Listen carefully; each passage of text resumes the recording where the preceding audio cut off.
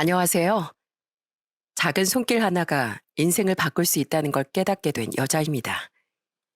여러분, 사람이 좋은 일을 하면 그 일은 언젠가 내게 배로 돌아온다는 말이 있잖아요. 저는 최근 그 말의 속뜻이 무엇인지 이해할 수 있었습니다. 저는 유튜브 사연 채널을 자주 듣는 애청자로서 때로는 슬픈 사연에 눈물을 흘리기도 하고 때로는 속 시원한 사연에 박수를 치기도 하면서 다양한 사연들에 공감을 했었는데요. 오늘은 공감하는 사람의 입장이 아니라 이야기를 들려드리는 사람의 입장에서 사연을 한번 보내봅니다. 지금부터 제게 찾아온 기적 같은 일에 대해 이야기를 시작해 보도록 할게요. 저는 일남 이녀 중 장녀로 태어났습니다. 밑에는 2살 터울의 여동생과 4살 터울의 막내 남동생이 있었죠. 저희 어머니께선 조금 특별한 분이셨어요. 성인의 지능보단 조금 낮은 정신지체 3급을 가지고 계신 분이셨거든요. 하지만 다른 사람들과 소통을 하거나 사회생활을 하는 데는 큰 지장이 없었습니다.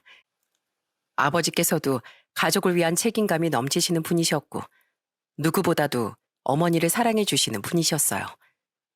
매일 일터에서 퇴근을 하고 집에 돌아오시면 가장 먼저 하시는 일이 어머니와 저희 3남매를 꼭 안아주시는 것이었습니다.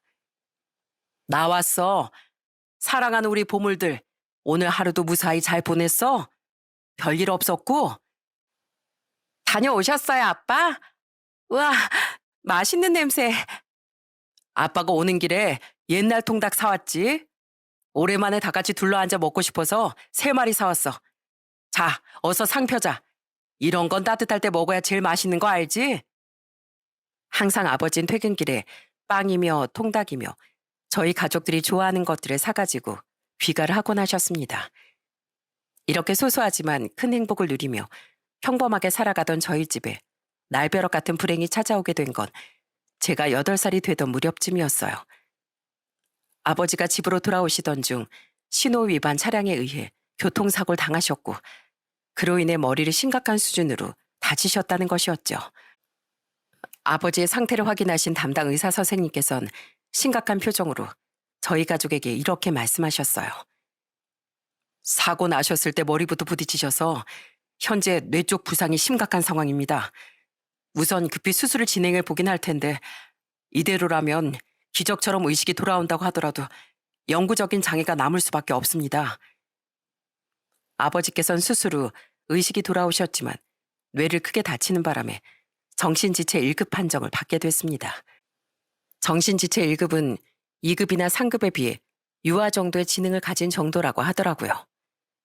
다정했던 아버진 한순간의 사고로 인해 어린아이가 되어버리고 말았습니다. 침을 흘리기도 하고 갑자기 소리를 지르며 울기도 하고 저희 남매는 그런 아버지가 낯설어 자주 눈물을 보이곤 했어요. 집안 생계를 책임졌던 아버지가 경제활동을 할 수 없는 상황이 되자 이젠 어머니께서 일을 하셔야만 했습니다. 그런데 수준이 미약한 정신지체 상급이라고 할지라도 애초에 장애가 있는 사람을 받아주는 곳은 정말 손에 꼽을 정도였기에 취업도 잘 되질 않는 것 같았어요. 그러다 겨우 한 공장의 생산직으로 들어가 업무를 하셨고 그렇게 일해서 받은 월급으로 5 식구가 근근히 생활을 할 수 있었습니다. 아버지가 어린아이가 되어버린 것보다도 어머니가 생계를 위해 공장에서 일을 하시는 것보다도 속상했던 건 아버지에 대한 동정이었어요. 어느 날은 아버지의 손을 꼭 잡고 병원에 다녀오는데 엘리베이터에서 우연히 만난 이웃집 아저씨께서 아버지를 보시곤 혀를 찔찔차며 이렇게 말씀하시는 거예요. 에휴, 어린 자식들이랑 마누라만 불쌍해졌네. 니네 아빠 차라리 요양원 같은 곳에다가 보내면 안 되는 거냐? 이런 아빠 품에 끼고 살면 네 인생만 불쌍해진다. 나중에 결혼도 못해. 누가 이런 아버지 있는 집에 시집장가를 오려고 하겠냐? 아저씨, 걱정스러운 마음에 말씀해 주시는 건 감사하지만 함부로 그렇게 말씀 안 해주셨으면 좋겠어요. 아버지가 이렇게 되셨다고 해서 말까지 못 알아들으신 건 아니거든요. 아버지도 다 들으실 수 있어요. 사정도 정확히 모르면서 함부로 불쌍하다 이야기라고 이러쿵 저러쿵 말을 옮기는 사람들이 너무 싫었습니다. 하지만 그보다 더 힘들었던 건 제가 가족들을 챙겨야 한다는 부분이었어요. 저도 누군가의 보살핌을 받아야 할 어린 나이였지만 집안 상황이 이렇다 보니 자연스럽게 장녀였던 제가 동생들과 아버지의 끼니를 챙겨드려야 했고 집안 살림도 모두 해야만 했습니다. 어느 날은 학교에 다녀왔더니 동생들이 제 옷을 잡아당기며 이런 말을 하더라고요. 언니, 집에 먹을 게 하나도 없어. 쌀도 없고 라면도 없고 반찬도 다 떨어졌어. 뭐? 벌써? 깜짝 놀라 찬장도 열어보고 창고에 있는 쌀독도 열었는데 정말 텅 비어 있는 겁니다. 고작 8살 난 아이가 수중에 쌀과 라면을 살 돈이 있었을 리도 없고 집안 어느 곳에 돈이 있는지도 몰랐기에 저는 고민을 하다 결국 염치불구하고 옆집 아주머니를 찾아가 이렇게 말씀드렸어요. 아주머니, 정말 죄송하지만 혹시 쌀을 좀 얻을 수 있을까요? 집에 쌀이 뚝 떨어져서요. 어머닌 지금 일을 나가셔서 연락도 안 되고 가지고 있는 돈도 없고 해서. 어머, 그래? 있어봐. 아줌마가 좀 챙겨줄게. 너희 혹시 집에 반찬은 있니? 아니요. 아주머니께선 저희 식구가 먹을 수 있을 정도의 쌀과 반찬 몇 가지를 챙겨 조그만 종이 가방에 담아주셨습니다. 그리고 제 머리를 쓰다듬어 주시며 이렇게 말씀하셨어요. 다음에도 또 이런 경우가 생기면 주저하지 말고 아줌마 집으로 찾아와. 쌀이든 반찬이든 줄 수 있는 건 얼마든지 줄 테니까. 어린 마음에 남의 집에 가서 쌀과 반찬을 얻어오는 게 얼마나 창피하고 부끄럽던지. 그날 처음으로 저희 집 상황을 원망했던 것 같아요. 하지만 이내 정신을 똑바로 차렸습니다. 어차피 원망을 해도 달라질 수 있는 건 아무것도 없다는 걸 알았기 때문이었죠. 시간이 흘러 동생들이 학교에 들어가게 되면서 동생들을 위해 챙겨야 할 것들이 더욱 늘어나게 됐어요. 하지만 저도 사람인지라 완벽하지 못해서 종종 빨래를 깜빡하거나 혹은 수저통 씻는 걸 깜빡하는 등 빠뜨리는 것들이 종종 있었습니다. 그런데 어느 날 하교를 하던 길에 남동생이 웬 덩치가 큰 남자아이들에게 둘러싸여 있는 거예요. 대체 무슨 일인지 하며 달려갔는데 그 애들의 입에서 나오는 말들이 정말 가관이었습니다. 야, 우리 엄마가 그러는데 너희 부모님 아픈 분들이시라며? 뭐라더라? 얘네 아빠 말도 못하고 약간 어린애 같다고 했었는데. 야, 너 진짜 불쌍하다. 그럼 가족들이랑 같이 놀러도 못 가겠네? 우리 엄마 아빠 아픈 사람들 아니거든? 그리고 우리도 가족끼리 놀러도 가고 그러거든? 야, 얘 표정 봐봐. 진짜 가관이다. 사진 찍어놓자, 사진. 남동생은 조롱하는 그 남자애들을 향해 울먹이며 소리를 질렀고 그 남자애들은 그런 동생을 보며 손가락질을 하고 웃기 바빴습니다. 저는 더 생각할 틈도 없이 주변을 지나가던 아저씨 한 분을 붙잡아 상황을 설명드린 후 그 아이들이 몰려있는 곳으로 향했어요. 이 녀석들! 거기서 지금 뭐 하는 거야? 약한 친구들 괴롭히면 안 되지. 확실히 어른은 무서운 건지 아저씨가 그곳을 향해 소리를 지르고 다가가려고 하자 동생을 괴롭히던 남자아이들은 꽁지가 빠져라 도망을 쳤습니다. 저희 동생에겐 온갖 조롱을 다 하더니 어른의 한마디에 저렇게까지 도망가는 꼴이 굉장히 우습더군요. 저는 소리를 질러주신 아저씨께 감사하다고 고개 숙여 인사를 한 다음 혼자 우두커니 서서 울고 있는 동생에게 달려가 꼭 안아주면서 이렇게 말했습니다. 많이 무서웠지? 이게 다 누나 때문이야. 엄마가 바쁘고 아빠가 편찮으시면 누나인 내가 널 잘 챙겨야 하는데 그러지 못해서 저런 소리나 듣고 누나가 미안해. 누나가 왜 나한테 사과를 해. 우리에 대해 잘 모르면서 뒤에서 떠들어대는 사람들이 이상한 거야. 누나 잘못 하나도 없으니까 미안하다는 말 하지 마. 또래 아이들보다 키도 작고 덩치도 작았던 동생은 되려 저를 안아주면서 울지 말라고 다독여줬습니다. 그럴 땐 남동생이 저보다 훨씬 낫구나 싶은 생각이 들더라고요. 저는 그날 이후 동생들을 더욱 더 신경 써서 돌봐주기 시작했습니다. 준비물은 물론이고 수저통도 항상 씻어서 챙겨놓고 빨래도 꼼꼼하게 해서 냄새가 나지 않게끔 했어요. 많이 힘들었지만 이게 가족을 위하는 길이라 생각하며 이 악물고 저 나름대로의 노력을 기울였습니다. 그렇게 이런 일상에 익숙해진 지 6년 정도가 지난 어느 날 저희 집에 한바탕 발칵 뒤집어지는 일이 일어나고 말았습니다.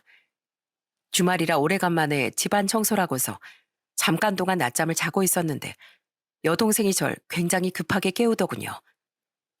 언니, 큰일 났어. 아빠가 집에 안 계셔.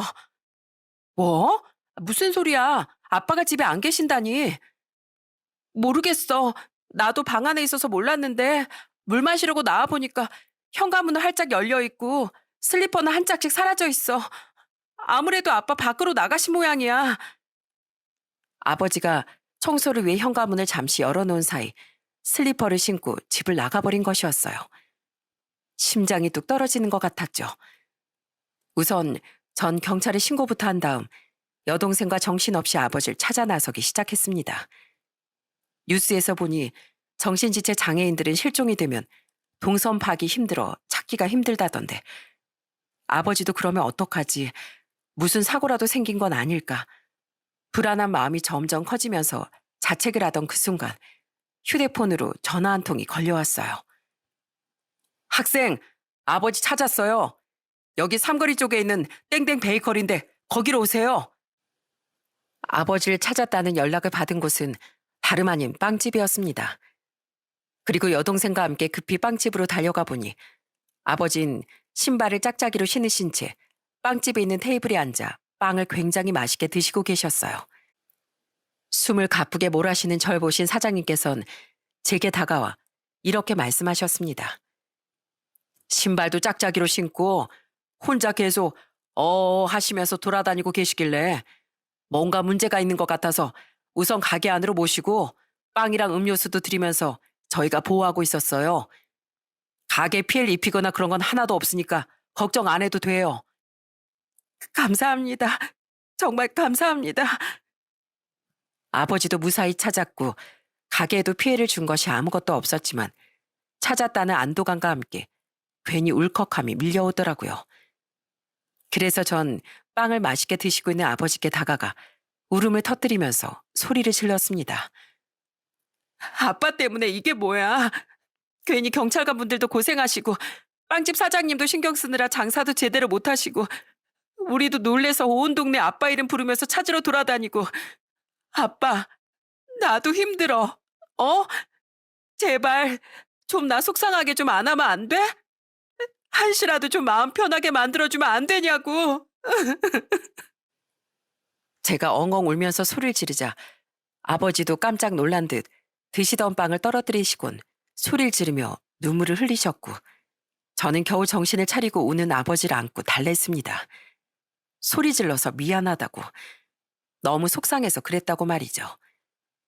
다행히 아버진 반나절도 지나지 않아 다시 저희 품으로 돌아오실 수 있었고 그날을 계기로 다시는 이런 일이 생기지 않도록 더 신경 써야겠다 하고 다짐을 하게 됐어요. 그리고 저는 꼭 성공을 하고 싶었습니다. 그렇게 저는 고등학교 졸업 때까지 악착같이 공부를 했어요. 대학은 저희 집이 학자금을 보태줄 수 있을 정도로 넉넉한 형편은 아니었기에 학자금 대출을 받아 대학에 들어갈 수 있었답니다. 저는 학점을 관리하고 자격증도 딸 수 있는 만큼 다 따고 그렇게 졸업만 하면 괜찮은 직장에 취업을 할 수 있을 거라 생각했어요. 그런데 그건 오직 저만의 착각이었습니다. 매번 서류 전형에선 합격을 했지만 면접을 보러 가는 회사마다 가정사에 대한 이야기는 빠지지 않았고 직무에 관련 없는 아르바이트 경력만 수두룩이란 이야기를 대놓고 듣기도 했으며 어떤 회사에선 제게 이런 식으로 이야기를 하더군요. 대학 성적도 괜찮고 아르바이트 경험도 다양하신 것 같은데 요즘에 워낙 그쪽보다 능력이 좋은 분들이 많습니다. 대학원 나와도 요즘 경기가 어렵다 보니 취업 못하는 사람들이 수두룩해요. 저희도 종합적으로 검토를 해보겠지만 아무튼 결과 나오면 통보해드리겠습니다. 이런 식으로 제게 퇴짜를 놓은 회사가 무려 12군데나 된답니다. 이번엔 붙을 수 있겠지, 예감이 좋다 생각했던 곳에서 모두 다 떨어지니 뭔가 허탈하더라고요. 최대한 졸업하자마자 취업을 해서 자리를 잡고 싶었는데 생각보다 쉽지 않으니 힘이 빠지기도 했습니다. 하지만 곁에 있는 가족들이 있었기에 7.8기 정신으로 일어서 보자 마음을 먹었던 어느 날 여동생이 제게 떨리는 목소리로 전화를 걸어왔습니다. 너 목소리가 왜 그래? 무슨 일 있어? 언니, 우리 엄마 어떡해? 어떡하면 좋아? 엄마? 아이, 엄마가 왜? 울지 말고 너 똑바로 말해봐. 얼마 전에 엄마 건강검진 받으셨잖아. 기억나지? 그런데 아침에 전화가 와서 그러는 거야. 보호자랑 같이 와야 할 것 같다고. 그래서 집에서 같이 갈 수 있는 사람이 나뿐이라 엄마랑 같이 병원에 갔는데 그런데 엄마 위쪽에 종양 한 개가 발견이 됐대. 그런데 사이즈도 크고 악성이라서 이 정도면 위암 2기 정도로 봐야 한다고. 수술이랑 항암 치료도 같이 받아야 한다고 하더라고. 위암 2기라는 말에 정말 하늘이 무너져 내리는 줄 알았습니다. 좋게 생각하면 3기나 4기가 아님에 다행이라고 생각을 해야 했지만 그래도 수술과 항암 치료를 함께 받아야 했기에 그 과정들이 무척이나 힘들 것 같았어요.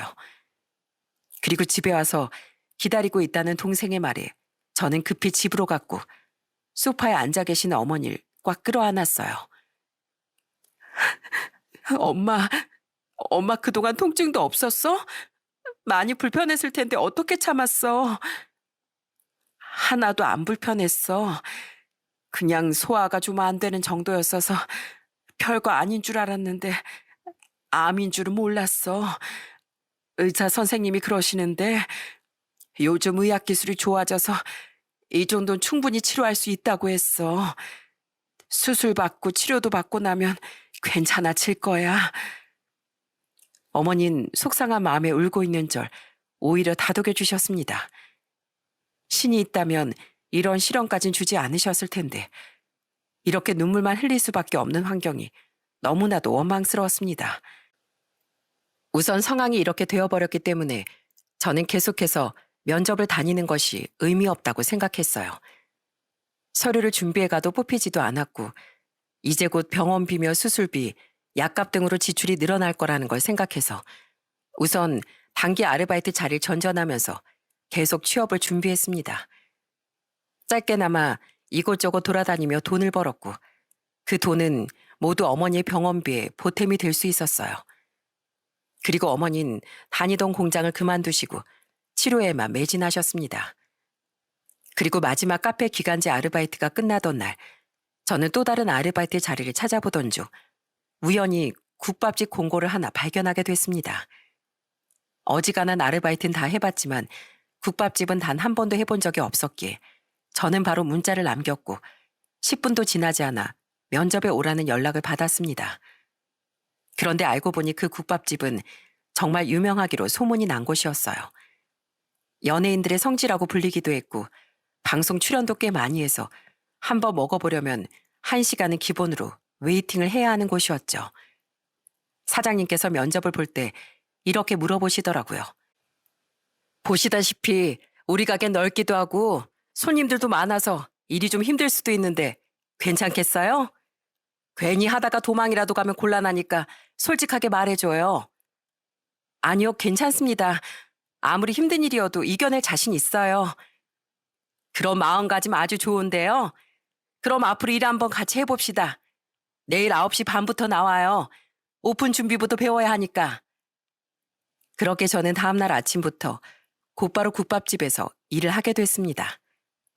가게는 오픈부터 시작해 마감을 할 때까지 사람들이 쉴 새 없이 몰려들었어요. 유명 연예인들도 올 때마다 꼭 들렀다 가는 국밥집인데다 이미 입소문을 탈대로 타서 유명해진 덕에 사람이 끊이질 않았던 거죠. 많은 아르바이트를 해봤지만 이렇게까지 바쁘고 정신이 없었던 건 처음이었습니다. 하지만 그 덕에 가끔 찾아오는 연예인들도 보고 사인도 받고 또 방송 촬영하는 것도 볼 수 있어서 되게 신기했어요. 더불어 인생에서 다시는 만나고 싶지 않은 유형의 사람들도 많이 볼 수 있었어요. 거기 우리 서빙하는 아가씨 몇 살인가? 애인은 있어? 만약에 없으면 난 어때? 내가 이런 국밥집에서 허드렛일하면서 힘들게 사는 게 아니라 아주 등 따시고 배부르게 살게 해줄 수 있는데 말이야. 아무래도 제 나이가 젊다 보니 하루에도 몇 명씩 이런 더러운 농담과 추파를 던지는 사람들이 있었습니다. 때로는 저의 앞치마 주머니에 자신의 번호가 적힌 쪽지를 넣는 사람들도 있었어요. 심지어는 휴대폰 배경화면을 가족 사진으로 해놓고서도 제게 더러운 농담을 던지는 아저씨도 있어 한날은 도저히 참을 수가 없어서 제가 큰 소리로 이렇게 말했습니다. 저는 가정 있는 사람한테 조금도 관심 없어요. 국밥집에서 할 일 없이 여자 종업원한테 추파 던지실 시간 있으시면 그 시간을 가족들한테 좀 투자해 보세요. 그럼 좋은 아빠, 좋은 남편 소리 들으실 수 있으실 거예요. 뭐라고? 여기 사장 나오라 그래, 사장. 종업원 교육을 뭐 이따위로 시켜놨어? 저희 직원이 맞는 말 했는데 왜 그러세요? 사장님, 저번에도 저희 가게 와서 다른 종업원한테 그런 식으로 말씀하신 적 있죠? 그 직원이 사장님 고소하네 어쩌네 난리치는 거 제가 겨우 달래놨는데 이번에도 똑같은 문제로 저 골치 아프게 하실 겁니까? 자꾸 그러시면 저도 사장님 영업 방해로 신고합니다. 식사하러 오셨으면 식사만 하고 가면 될 텐데 뭐하러 자꾸 여자 직원들한테 불필요한 이야기를 하시는 겁니까? 예? 내가 이 가게에서 국밥이랑 수육, 소주 팔아준 것만 해도 200만 원이 넘을 텐데 어떻게 귀하게 모셔야 할 단골 손님한테 그런 말을 할 수가 있어? 에이, 다시 내가 이 가게 오나 봐라. 퇴! 듣던 중 반가운 소리네요. 사장님이 안 팔아주셔도 저희 가게는 충분히 장사 잘 되는 가게니까 다시 오지 마십시오. 괜히 손님의 심기를 건드렸다며 혼이 날 줄 알았는데 사장님은 되려 진상을 피우는 손님을 쫓아내고서 제게 정말 잘했다고 칭찬을 해주셨습니다. 잘했어, 지혜씨. 원래 이런 건 똑부러지게 말을 해야 돼. 의사 표현을 안 하면 진짜 마음에 들어서 그러나 보다 하고 착각을 하거든. 다음에도 또 이런 일이 있음 그렇게 소리 질러. 정 안 되겠다 싶으면 날 부르고. 알겠지? 네, 사장님, 명심할게요. 그렇게 국밥집에서 열심히 일을 한 지 어느덧 1년 정도가 흘렀을 무렵쯤이었을까요? 스스로 항암 치료를 위해 병원에 들락거리셨던 어머니께선 항암 치료를 마무리 짓고 추적 관찰 상태에 들어가셨어요. 병원에서 이야기해 주길 그래도 그나마 일찍 검사를 받아서 다행이라고 말씀을 해 주시더군요. 저는 그런 어머니의 손을 꼭 잡고 이렇게 말했습니다. 엄마, 의사 선생님께서 엄마 아픈 거 치료 다 끝났대.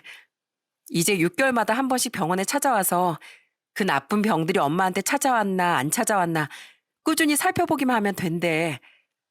그동안 독한 치료한다고 머리도 빠지고 밥도 못 먹고 너무 고생했다 우리 엄마. 아니야, 고생은 네가 다 했지. 난 그냥 선생님들이 해주시는 치료만 받았을 뿐인데. 에이, 내가 무슨 고생을 해. 아픈 사람이 고생했지. 엄마, 이제 얼른 집에 가자. 앞으로 내가 옆에서 꾸준히 건강관리 해줄게. 알았지? 어머니께선 제 손을 꼭 잡고 그저 웃어 보이실 뿐이었습니다. 그래도 참 다행이었어요. 이런 걸 불행 중 다행이라고 해야 하나 싶었죠. 그렇게 며칠 후 전국엔 한파주의보가 내려졌습니다. 평소랑은 달리 날이 너무 추워서 그런지 손님이 그렇게 많진 않더라고요. 오늘은 날이 너무 추워서 장사가 잘 되진 않겠구나 생각하던 그 순간 닫혀있던 문이 천천히 열리면서 웬 할머니 한 분이 들어오시는 게 아니겠어요? 그런데 전 그 할머니의 모습을 보고 정말 깜짝 놀라고 말았습니다. 이 추운 날 할머니의 행색은 겨울 복장이라곤 생각도 할 수 없을 정도로 얇고 남루해 보였기 때문이었죠. 기운이 없으신 건지 말 한마디 꺼낼 기력도 없어 보이시는 할머니께선 제 손을 붙잡으며 이렇게 말씀하셨어요. 아가씨, 정말 미안하지만 혹시 여기서 국밥 한 그릇만 얻어 먹을 수 있을까요? 내가 며칠 동안 굶어가지고 배가 너무 고파서 그래요. 내가 지금 가지고 있는 돈이 없어서 여기 내 주민등록증을 맡기고 갈게요. 며칠 뒤에 꼭 국밥값을 들고 찾아올 테니까 어떻게 딱 한 그릇만 얻어먹을 수 없을까요? 한눈에 봐도 끼니를 제대로 드시지 못한 것 같았어요. 말 한마디를 하시기도 힘든 건지 겨우겨우 목소리를 쥐어 짜내시는 듯한 모습에 마음이 아프더군요. 솔직히 제가 이 가게 사장이었다면 아주 당연하게도 할머니께 국밥을 한 그릇, 아니 10그릇이라도 무료로 내어드렸겠지만 전 그저 이 가게에서 일을 하는 일개 직원의 신분이었고 무엇보다 가게가 유명세를 타게 되면서 무료로 밥을 얻어먹으러 오는 노숙자들이 적지 않았다 보니 사장님께선 이렇게 걸음을 해주시는 분들을 굉장히 싫어하셨습니다. 언제는 화가 머리끝까지 나서 찾아온 노숙자분들을 직접 내보내며 소금을 뿌리기도 하셨을 정도로 말이죠. 그리고 나서 제게 늘 당부를 하셨습니다. 지혜씨, 저런 사람들이 불쌍한 표정 지으면서 국밥 한 그릇만 주세요 해도 절대로 흔들리면 안 돼. 내가 오픈 초반에 한번 겪어봤는데 저런 사람들한테 무료로 선의를 베풀어주면 그걸 당연하게 받아들이더라고. 주면 안 돼. 절대로. 이렇게까지 말씀하셨던 사장님이셨기에 차마 무료로 식사를 제공하겠다는 말은 할 수가 없었죠. 그렇다고 이 엄동설안에 며칠간 끼니를 제대로 때우지 못하신 할머니를 매몰차게 내보낼 수도 없었기에 어떻게 해야 할까 고민을 하다가 문득 지갑 안에 들어있는 3만 원이 생각이 나더라고요. 저는 곧장 계산대 안쪽으로 달려가 지갑에 있던 3만 원을 꺼내 사장님 몰래 할머니의 손에 꼭 쥐어드리며 할머니께 이렇게 속삭였어요. 할머니, 오늘은 이 돈으로 식사하시고요. 남은 돈으로 내일이랑 모레랑 또 국밥 드시러 오세요. 금액은 딱 맞아 떨어질 거예요. 그리고 주민등록증은 안 맡기셔도 괜찮아요. 아이고, 미안해서 어째.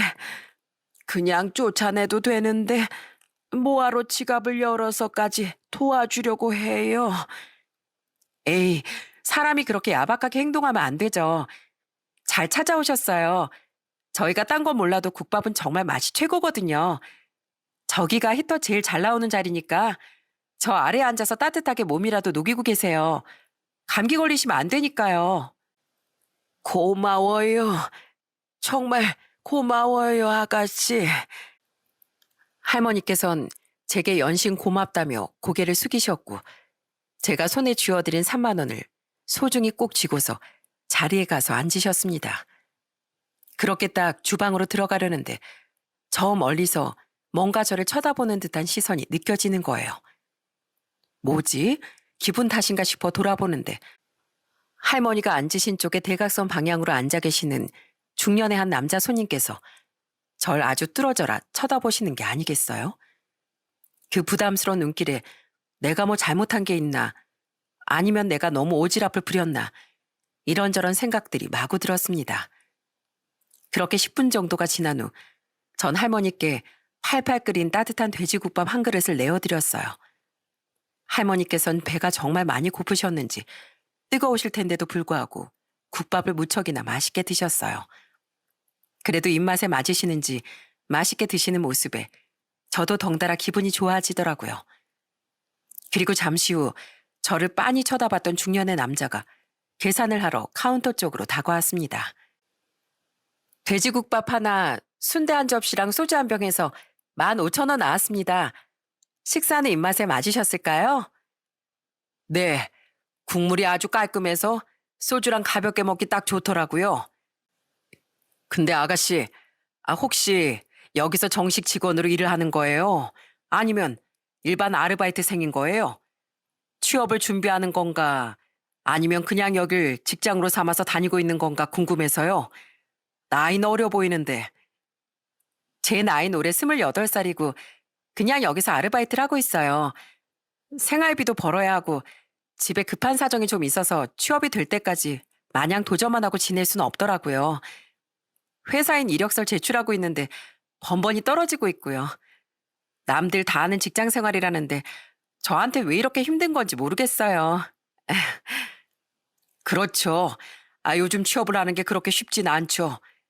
아가씨, 혹시 저희 회사에 면접 보러 올 생각 없어요? 내가 작은 회사 하나를 운영하고 있는데 괜찮은 사람들을 추가로 채용하면서 점점 몸집을 불려나가고 있는 중이거든요. 비록 작은 기업이지만 직원이 30명 정도 되는 회사예요. 우리 회사는 집안 형편이나 자격증 같은 거 안 보고 오직 사람을 대할 때 보이는 태도, 행동, 그리고 성실함 같은 걸 위주로 보거든요. 딱 어울린다 싶어서 자, 명함 한 장 주고 갈 테니까 혹시라도 면접 볼 생각이 있다면 이 번호로 문자 한 통 남겨줘요. 중년의 손님은 제게 명함 하나를 건넨 후 계산을 마치고 가게를 빠져나갔습니다. 그런데 그 명함에 적힌 회사명을 본 저는 깜짝 놀라고 말았어요. 그 회사는 작은 회사였지만 일명 중견기업만큼 복지가 좋은 중소기업으로 유명한 곳이었거든요. 상여금은 물론이고 생일에는 파티와 함께 선물도 챙겨주며 직원들이 쉴 수 있는 공간까지 따로 만들어져 있을 정도로 복지면 복지, 대우면 대우 말이죠. 지금은 중소기업이지만 앞으로 무궁무진으로 발전해 나갈 수 있는 회사였습니다. 근처 회사를 싹 다 비교해도 연봉이 탑 수준의 회사라는 걸 저도 주변 친구들을 통해 몇 번 들어본 적이 있었습니다. 워낙에 사람들이 일을 하기 좋은 환경이다 보니 한 해에 지원을 하는 사람들이 정말 많은 것으로 알고 있는데 무려 회사 대표가 제게 명함을 주고 가다니 뭔가 믿기지가 않더라고요. 제가 계속해서 명함만 들여다보고 있으니 사장님께서 슬쩍 제 옆으로 다가오셨습니다. 뭘 그렇게 뚫어지게 보고 있어? 아까 계산을 하고 나가신 손님께서 제게 명함 하나를 주고 가셨어요. 근데 회사 이름을 보니까 낯선 곳이 아니어서요. 이런 곳에서 저한테 명함을 주고 가다니 싶은 생각도 들고 좀 얼떨떨하네요. 직원 복지론 대기업 뺨치게 끝내주는 회사라던데. 지혜 씨, 모처럼 이렇게 좋은 기회가 생겼는데 면접이라도 보고 오는 게 어때? 그래도 전 여기서 일을 하고 있는데 계속 이렇게 아르바이트만 하면서 지낼 거야? 얼마 전에 나한테 그랬잖아. 어머니 항암 치료도 다 끝나셨다면서. 그러면 이제 아르바이트 말고 취업 준비를 해야지. 그래야 나중에 집도 사고 결혼도 하고 하지. 이런 서빙 아르바이트는 기회가 되면 언제든 다시 할 수 있지만 취업 기회는 쉽게 찾아오지 않아, 지혜 씨. 그러니까 우선은 지원해봐. 아이, 혹시 알아? 이 기회가 하늘이 내려준 절호의 찬스일지. 사장님은 제 어깨를 툭툭 두들겨 주시며 진심으로 절 응원해 주셨어요. 그 말을 들으니 용기가 생기더군요. 그렇게 며칠을 고민하다 저는 명함에 적혀있던 번호에 메시지 한 통을 남겼습니다. 명함을 주고 가셨던 국밥집 직원입니다. 면접을 한번 보고 싶습니다. 라고 말이죠. 그렇게 보낸 지 5분도 채 지나지 않아 전화 한 통이 걸려왔습니다. 안녕하세요. 저희 대표님께 전달을 받고 연락드렸습니다. 회사 면접 일정 알려드리려고 전화드렸어요. 내일 오후 2시쯤 시간 괜찮으실까요? 장소는 제가 문자로 안내드리겠습니다. 아, 네, 알겠습니다. 감사합니다. 문자를 남길 때까지만 해도 그렇게 긴장이 되지 않았었는데 이렇게 전화를 하고 일정까지 잡고 나니 그제서야 마음이 확 떨려오더라고요. 평범하게 아르바이트만 하고 지내던 제게 이런 좋은 기회가 오다니 정말 꿈만 같았죠. 다음 날 사장님께 면접을 보러 가게 됐다고 말씀을 드리고 장사 준비만 조금 도와드린 후 집으로 돌아가 면접에 갈 준비를 했습니다. 모처럼 거울 앞에서 화장도 하고 면접용 정장도 갖춰 입으니 동생들이 조심스럽게 문을 열고 제게 이렇게 말을 해주더군요. 언니, 오늘 면접 보러 가는 거야? 며칠 전에 명함 받았다고 얘기했던 거기? 맞아. 붙든 떨어지든 기회가 들어왔으니까 해보는 것도 나쁘지 않겠다 싶어서 연락드렸더니 면접을 보러 오라고 하시더라고. 누나답지 않게 긴장하지 말고 면접 꼭 잘 보고 와야 돼. 내 동생들이 이렇게 응원해주니까 아주 내가 그냥 힘이 절로 난다. 고마워. 누나 면접 잘 보고 올게.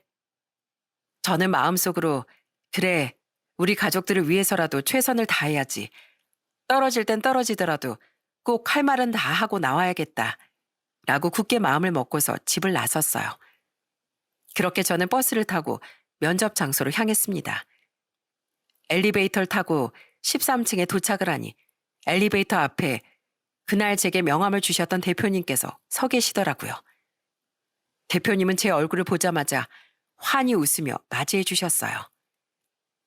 지혜 씨, 어서 와요. 기다리고 있었어요. 오는데 오래 걸리진 않았어요?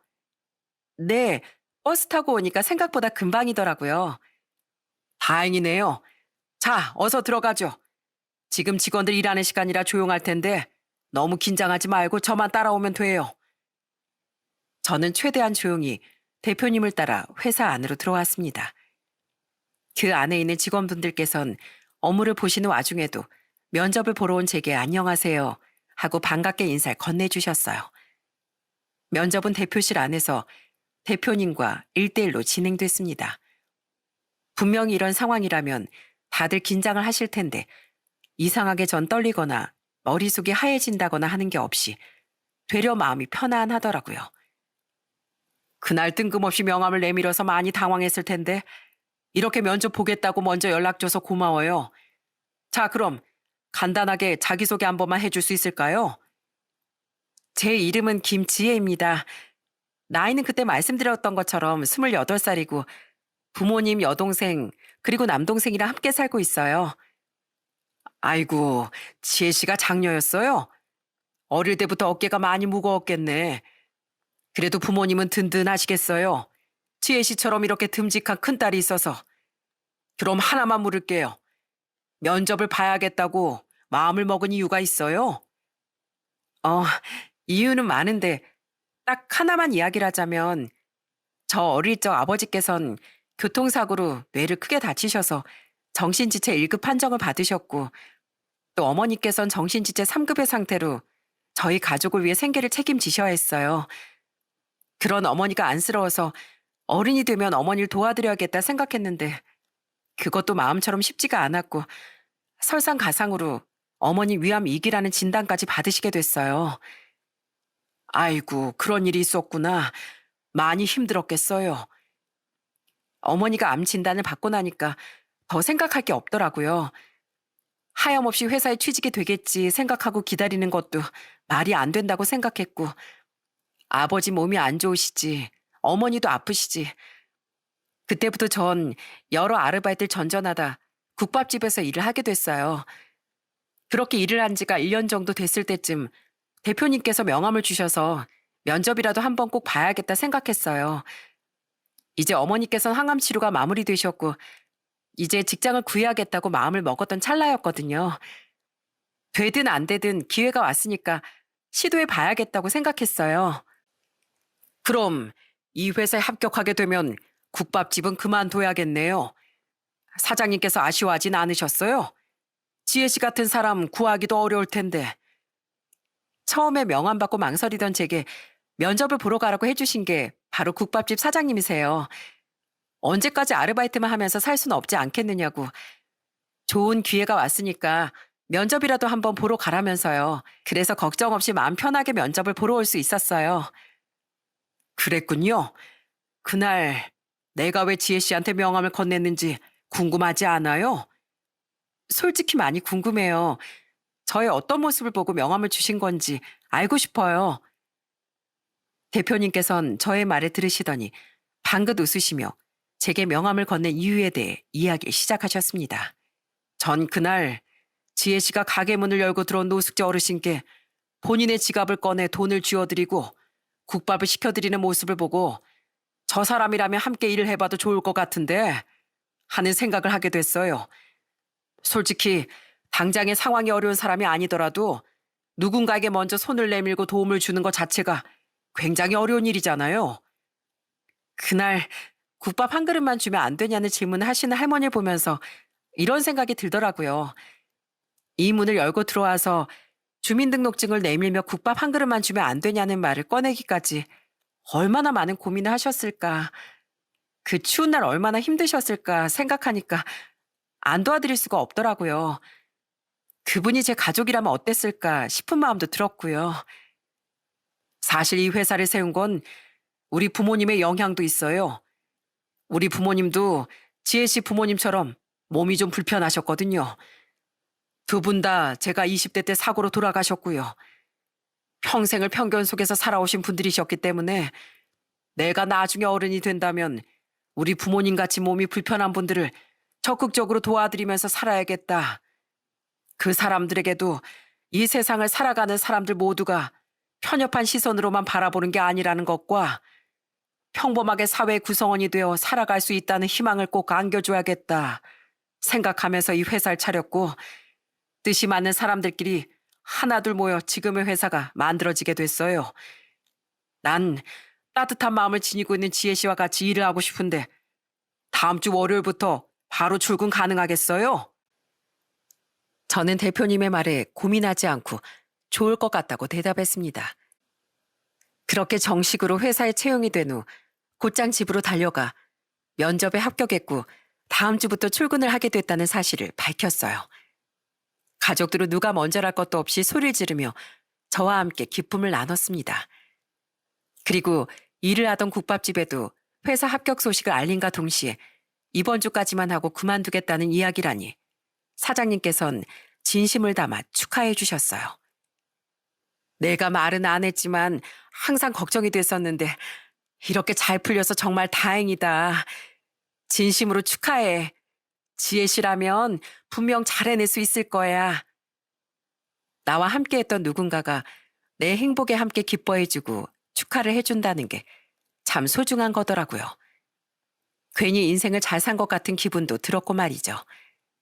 그리고 국밥집에서의 마지막 근무라고 퇴근하던 날 밤, 제 인생에 특별한 기회가 찾아올 수 있게끔 해주신 노숙자 할머니를 다시 만날 수 있었습니다. 할머니께선 저의 얼굴을 보시곤 황급히 제 쪽으로 달려오시더니 제 손을 꼭 잡으며 이렇게 말씀을 해주셨어요. 한동안 내가 몸이 안 좋아서 아가씨한테 돈을 돌려주려고 국밥집에 찾아가지 못했어요. 다음 날 바로 돈을 돌려줬어야 했는데 미안해요. 편찮으셨어요. 그래서 지금은 괜찮으세요? 지금은 괜찮아요. 그날 정말 고마웠어요. 손님이 많아서 진심으로 고맙다는 소리도 못하고 아가씨 그 따뜻한 마음씨 덕분에 따뜻한 국밥으로 허기를 채울 수 있었어요. 정말 진심으로 고마워요. 여기 그날 아가씨가 나한테 빌려줬던 3만 원 돌려줄게요. 빌린 돈이니까. 할머니, 돈 돌려받으려고 드린 거 아니었어요. 그냥 할머니께서 조금이라도 걱정 없이 끼니를 잘 해결하셨으면 하는 마음에 드렸던 거예요. 전 할머니 덕분에 좋은 기회가 생겨서 회사에 취업도 했는걸요? 회사에 취업을 했어요? 아이고, 그거 정말 잘된 일이네요. 진심으로 축하해요. 아가씨 마음씨도 따뜻하고 야무져서 어딜 가든 잘 해낼 수 있을 거예요. 하지만 그건 그거고 이건 이거지. 남의 돈을 받아놓고 모른 척 입을 싹 닦으면 안 된다고 했어요. 정말 괜찮아요, 할머니. 그러면 빌려준 돈을 돌려주는 게 아니라 취업 성공한 기념으로 할머니가 손녀한테 용돈 주는 거다 하고 생각해요. 그러면 편하게 받을 수 있을 거 아니에요. 자, 얼른 받아요, 받아. 할머니께서도 저의 취업을 진심으로 축하해 주시면서 제가 잘할 수 있을 거라는 덕담도 한마디 남겨주셨죠. 그리고 제가 끝까지 마다한 돈을 한사코 제 코트 주머니 안에 빠르게 넣으시곤 짧은 인사를 남긴 채 떠나버리셨어요. 이 3만 원이 어르신에겐 얼마나 큰 돈인지를 알고 있었기에 다음에 만나면 꼭 돌려드려야지 생각했지만 아쉽게도 그날 이후부턴 할머니를 만나볼 수 없었습니다. 이후 저는 회사에 사무직으로 입사를 하게 됐고 3년이 지난 지금까지도 아무런 문제 없이 쭉 근무를 잘하고 있답니다. 마음이 따뜻하고 밝은 직장 동료들과 1년에 2번 회사 워크숍도 가고 맛있는 것도 먹으러 가고 무엇보다 저희 부서 여직원들끼린 정말 죽이 잘 맞아서 점심시간만 되면 이야기꽃을 피우느라 정신이 없답니다. 게다가 다들 사진 찍는 걸 너무 좋아해서 제 자리엔 함께 촬영한 네컷 사진들과 워크숍 때 찍은 사진들이 한가득 붙어 있습니다. 그리고 저희 집에도 하나의 축복이 찾아왔어요. 바로 저의 결혼 소식인데요. 저는 회사 내에서 만난 저보다 3살이 많은 남자친구와 함께 올 11월 웨딩 마치를 올린답니다. 3개월 정도 남은 지금 아주 정신없이 바쁜 하루하루를 보내고 있어요. 제가 이 사람과 평생을 약속하게 된 건 저와 잘 맞기 때문도 있었지만 무엇보다 저희 부모님의 상황을 알고 따뜻하게 마음으로 품어줬기 때문이었어요. 저희 부모님에게 장난 같은 사이가 되고 싶다며 아직 식도 올리지 않았는데 저희 집에 매일같이 찾아오고 있어요. 그리고 얼마 전엔 저희 집 식구들하고 같이 식을 올리기 전에 여행을 다녀오자고 하더라고요. 난 너무 좋은데 아마 아버지를 정말 잘 챙겨야 할 거야. 예전에도 한번 집을 막 나가신 적이 있어가지고 한시라도 편하게 있을 수 없을 텐데 괜찮을까? 그거라면 걱정하지 마. 장인어른은 옆에서 내가 딱 돌봐드릴 거니까. 그동안 힘들고 바쁘게 산다고 마음 편하게 여행도 한번 제대로 못 다녀왔을 거 아니야. 가족끼리. 그게 난 마음에 많이 걸리더라고.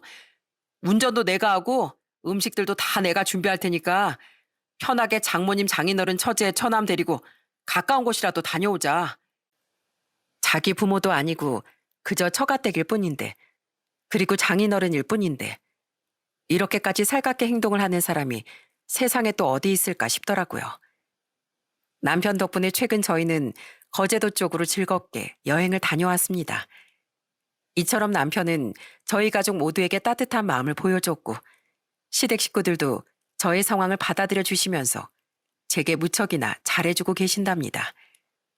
평생을 사는 동안 이러한 행복은 한 번도 느껴볼 수 없을 거라 생각했습니다. 과연 나도 남들이 누리는 평범한 일상을 살아볼 수 있을까? 마음이 맞는 사람을 만나 결혼을 하고 좋은 직장에 취업이라는 걸 해볼 수 있을까 싶었는데 제가 무심코 한 행동 하나가 저의 인생을 이렇게 송두리째 바꿔놓을 거라고 누가 상상이나 했을까요? 저는 이 영상이 올라오는 대로 저희 가족들 그리고 곧 저의 영원히 되어줄 남편과 함께 시청을 하려고 합니다. 그래서 가족들에게 마지막으로 짤막하게 편지를 남기고 사연을 마무리할까 싶습니다. 엄마, 아빠, 사랑하는 2 동생들. 아마 우리 가족이 없었다면 난 힘을 내서 살아갈 수 없었을 거야. 내 곁에서 누구보다 날 응원해주고 응원이 되어줘서 정말 고마워. 그리고 나와 평생을 함께할 나의 반쪽 남편. 우리 집 상황을 잘 이해해주고 우리 부모님께도 살갑게 아들처럼 굴어줘서 감사해. 검은 머리 파뿌리 되도록 우리 평생 서로 이해하고 아껴주면서 걱정 없이 잘 지내보자. 우리 가족들 내가 정말 많이 사랑합니다. 이 사연을 끝까지 들어주신 여러분들에게 진심으로 감사하고 앞으로도 저희 식구가 살아갈 일상을 응원해 주시길 바라며 사연을 마무리해 보도록 하겠습니다. 들어주셔서 감사합니다.